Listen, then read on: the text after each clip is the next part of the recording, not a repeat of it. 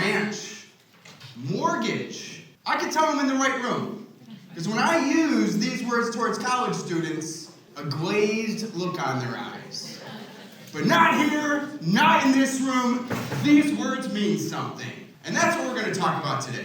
How do we make these words mean something to Gen Z, college students, young people? How do we do this with your marketing?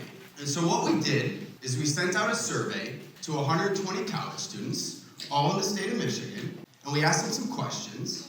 Some of those questions were submitted by leadership of this conference. So let's start. First question, what features or qualities do you look for when banking? Here's some of the answers that you can select from. Fees, customer support, location, company ethics, online mobile banking tools. All right, so what do you think the answer was? What do we think? Online. Well, none of these answers actually held over 20%. That tells us there's no dominant preference. There's a lot of considerations when Gen Z young people are considering credit unions, financial institutions, banks. However, I'm going back here, and I'm like you, some of the answers that were thrown out. Wait a minute, mobile? Aren't students addicted to their mobile device? How is this not number one?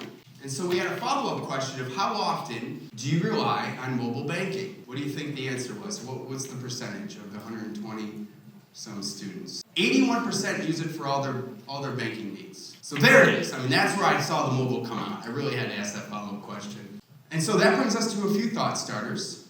And so we know students are addicted to their mobile device. In fact, there's probably a little bit of addiction with all of us in this room to our smartphones. So how do we get young people to constantly check their smartphones for what you're doing at your credit unions, on your own apps, etc.? And so two examples here. We have T-Mobile, pretty youthful brand. They have an app in the App Store called T-Life that you check every Tuesday. Every Tuesday, they load it with offers. One difference you have as a credit union to a bank is putting more emphasis on your members. So I have to believe that there is some sort of community you have of members that can introduce like local business discounts. And so this is just an example of how T-Mobile is doing it with their T-Life app. You also have American Express, which has offers. You load it on your credit card, and then when you use that credit card, it will credit it on your future statements.